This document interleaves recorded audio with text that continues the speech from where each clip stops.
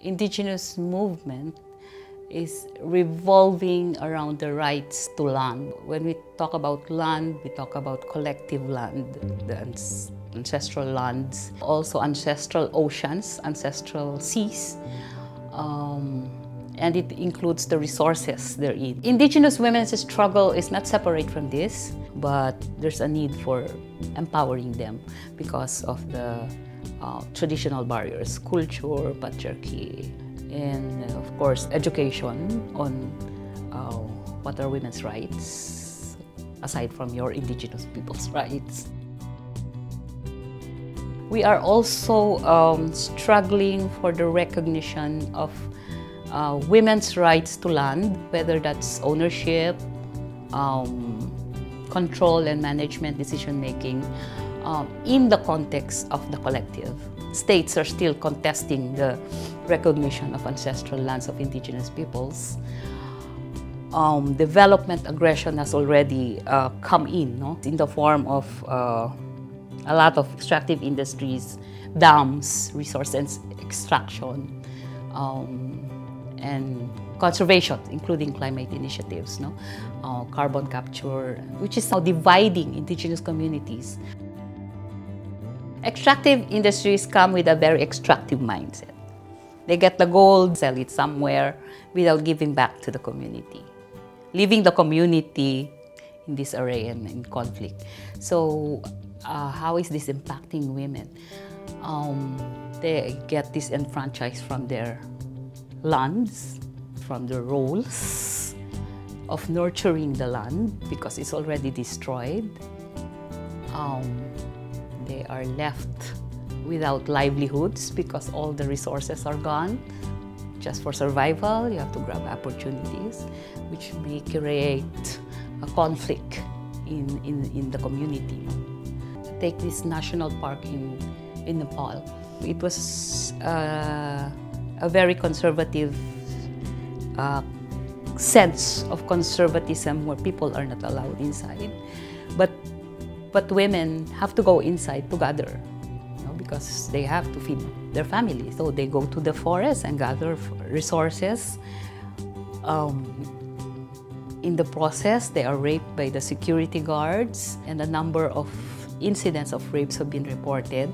But the mother have no options. No? They have no options. And wherever there is employment outside the community, indigenous women are always vulnerable because of the isolation, the discrimination, the compounded discrimination because they are indigenous, they are women, they have to cope with something new while trying to cope with something else at the home. You know, so it's triple, double burden with a lot of risks. Conservation displaces women, the community. Let's look at the case of the Adivashis in India now. The government has earlier come out with the FRA, Forest Reservation Act, recognizing the Adivashis' ownership of the forest, no? But they have to register.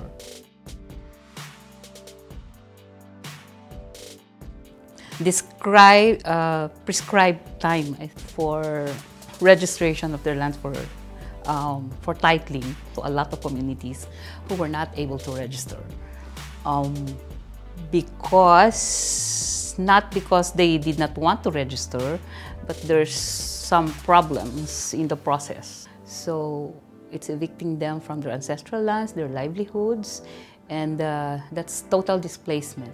Totally a purely conservative concept that disregards the role of the people, the women particularly, in managing the land as well as their livelihoods, which is based on the land.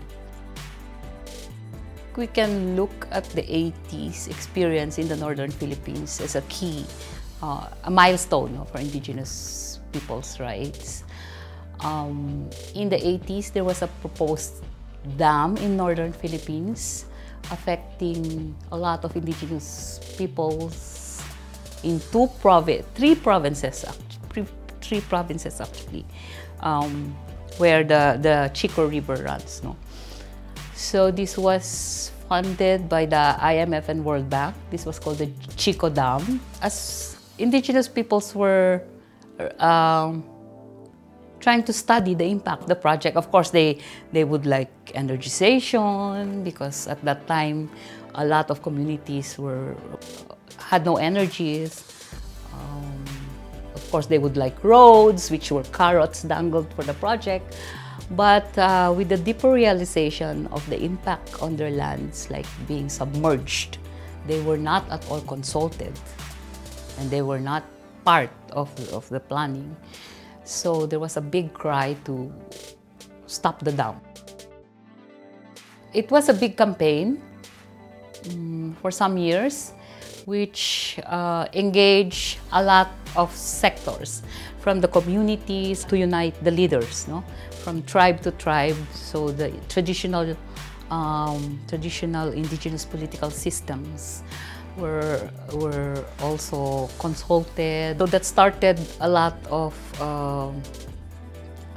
interest, no, from other sectors, like the academe doing a lot of advocacy as well, from local to the national to the international. Part of that is building alliances. So there are formations at the different levels, from community to sub-national to regional to international alliances that we are doing. So, for example, in the Philippines, we have CPA, the Cordillera People's Alliance, at the regional level, but at the national level, we have the National Federation,